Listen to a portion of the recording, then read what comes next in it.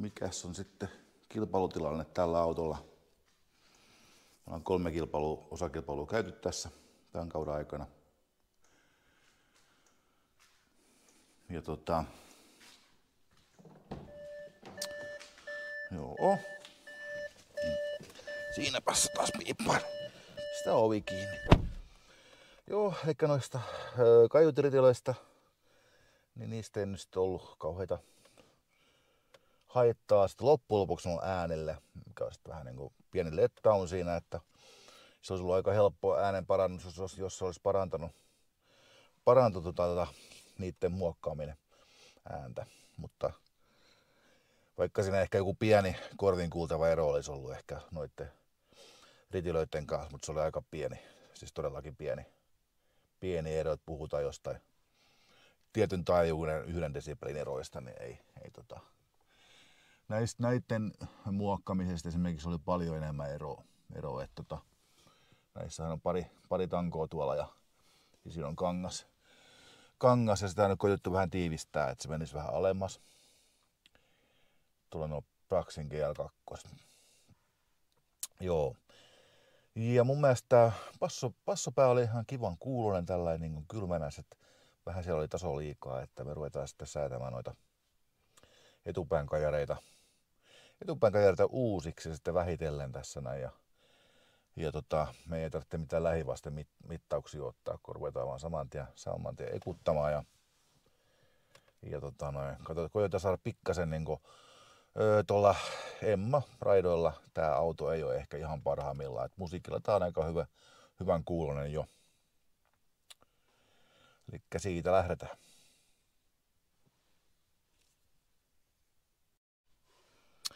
Joo, tossa oli noin ovikaiuttimet. Siellä on suodattimet päälle, että sinne tehtiin ihan 3-4 pientä säätöä. Ja sitten myös ihan 3-4 tuommoista niin suurempaa säätöä periaatteessa. Laajempia alaisia säätöjä sitten tonne Kojiksen laajureille. Et ei näin nyt ihan hirvittävät ole, mutta täällä on korostumaa ja sitten täällä on vähän kuoppia ja muita. Ja tuolla on kartio hetken, mikäs tuo taajuus on. Siellä jossain 14 kilossa on vähän kartioresonanssia. Mutta joo, pistetään noin käytäntöön ja mitataan uusiksi. Joo, eli ihan oikeasti vaan pelkillä jaoilla ja jokusella korjauksella. Niin nämä onkin sitten jo tän näköiset käppyrät. Oikeasti voisi vaikka koettaa loiventaa. Tosta, olisiko tuo 24, niin laittaa tuohon 18. Koettaa saada parempi akustinen suoto. Ja sitten täällä on tietysti jotain pieniä myykkyjä ja epätasaisuuksia. Mutta sinänsä niin ei kauhean pahalta näytä enää, että tää nyt kuulostaa varmasti jo ihan hyvältä loppujen lopuksi. Et toi pitää kuunnella toi jakoalue tosta, että pitää vähän, oikeastaan nää seuraa hyvin nyt niin kuin alapäät toisiaan. Mutta täällä on niin kuin toi vasen puoli toista hieman ylemmäs, eli sieltä varmaan lasketaan jakotaajuuksia ja vedetään vähän jyrkkyyttä näin, niin saadaan sellainen kiva 24 dB oktaavi akustinen suoto 12 dBalla, koska täällä on semmonen, tossa on kuoppaa tossa midpassojen toistossa, niin koetaan vähän hilata näitä niin keskareita tai laajureita alemmas ja katsotaan miltä se nyt saadaan kuulostamaan. Näyttää ihan lupaavalta, kaikki niin tekee sitä mitä pitää, kun tekee vaan tuolta tommoset pienet hyppyrit tonne noin, niin se suostuu sen elementti toistamaan mitä tonne laittaa. Joo, nyt tehdään sitten pientä hipostelua. Tässä ei oikeastaan mennyt aikaa kuin 15 minuuttia niin kuin sillä sen käsin tää homma. Ja nyt se on jo, voi sanoa, että tää on hyvän kuulunen auto nyt jo. niin ihan näiden perusteella, jos tämä nyt osuu kohdalle, mutta on niin huomattavasti varmasti tasapainoisempi. Ehkä pikkasen voi olla jotain pieniä huutavia tuossa noin 1500 Hz toi oikea puoli vähän korostuu. Ja no oikeastaan mä en usko noita 5 kilon tommosia, niin kyllä ne huomaa sieltä jossain tietyllä musiikilla, mutta ja mid-passot on ihan suhteellisen hyvin tasapainossa.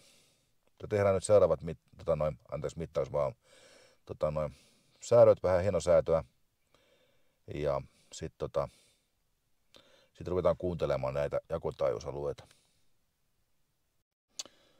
Nyt täällä on pieniä hiposteluja tehty ja tuossa 1/6 smoothingilla näkee, että on tosi pieniä eroja.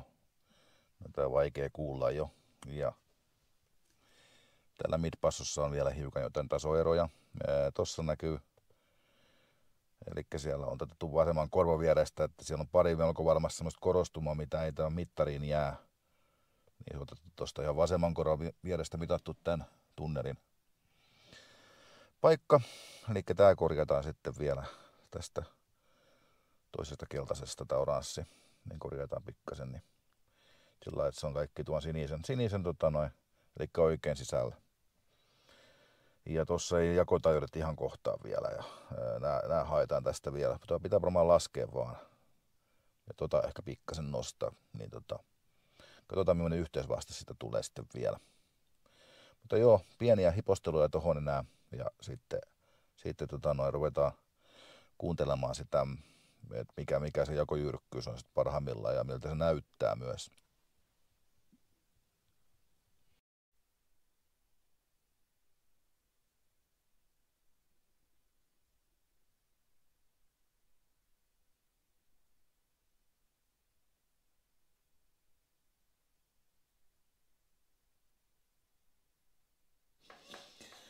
No niin, tässä keittiön pöydällä vähän katsotaan käppyröitä. Siellä yksi video meni vähän pieleen, missä puuttui äänet.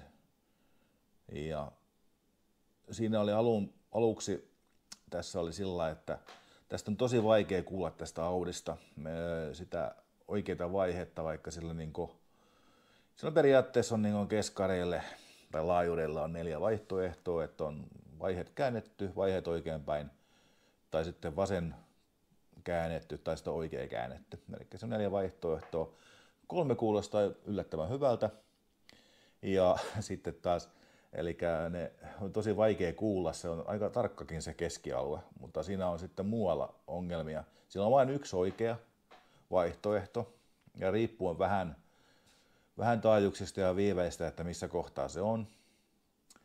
Eli nytkin se on sillä, että oikea puoli on vaihe käännetty, niin silloin se on oikea.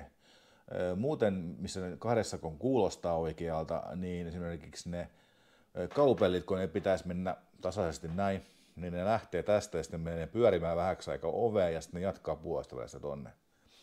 Se on kyllä jännä. Luulin eka kerran, kun se kävi, niin että on mulla prossossa joku jumissa, mutta ei ole, että se on vaihekäyttäytyminen ihan erikoinen, sitä se on niin paljon ikkunan kautta heijastettu.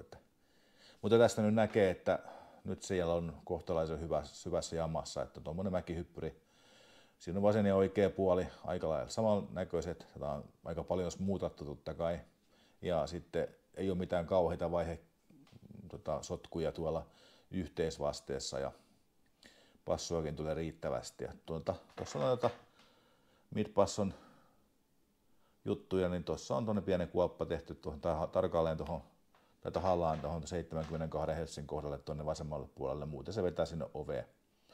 On pistesignaalilla kuunneltu ja sieltä on löydetty pari, olisiko tuossa 4-5 kilon paikkeilla, se veti vähän vasemmalle päin ja se meni ihan tasoilla, ihan pikkujutuilla. Ja sitten 6 kilossa veti oikealle puolelle ja sekin sitten vähän säädettiin oikeita laajuri vähän hiljaisemmalla sieltä taajuudelta, niin se vähän korjasi se tilannetta, että siellä on joku vähän pahempi heijastus, mutta onneksi on niin ylhäällä. Muuten se on ihan kohtalaisen hyvin niin kuin on keskellä kaikki pistesignaalit.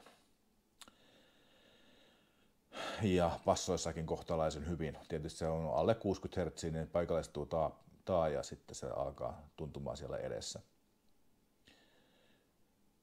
Joo, ei mitään. Tästä lähdetään ja kun tämä Audi on ilmoitettu tonne Emma-finaaleihin Lahteen, että sinne lähtee nyt 2 autoa tästä meidän taloudesta ja meidän pitikin lähteä eri päivinä kisamatkalle, niin vähän niin kuin hiukan taittaa niitä kuluja, mutta kyllä sitä nyt on aika kallis se osallistusmaksu, mutta näillä mennään nyt sitten tällä kertaa ja ei sitten harmita. Ja sitten jos jostain ilmestyy vaikka rahapussin rahaa, niin sitten on 2 autoa, mistä on mahdollisuus valita, että lähteekö EM-kisoihin vai ei, jos paikka aukenee vaan.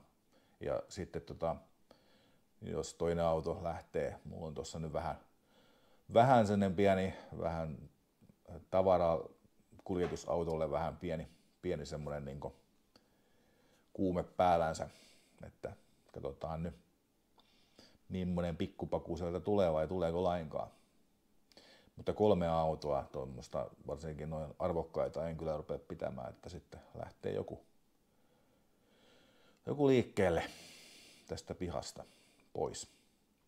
Mutta joo, ei sen kummempia, niin tuo Audin kanssa jatketaan vielä ja siellä tuli aika jännät siellä tuli eri paria ylipäästö, Pesseli ylipäästö laajuureille vasemmalle puolelle ja 18 steppaa ja 18 steppaa puttervertti oikealle, mutta se toimii vaan parhaiten niin. Vähän vahingon kautta, mutta sillä lailla se toimii. Joo, kiitoksia seurannasta ja nähdään taas. Moro!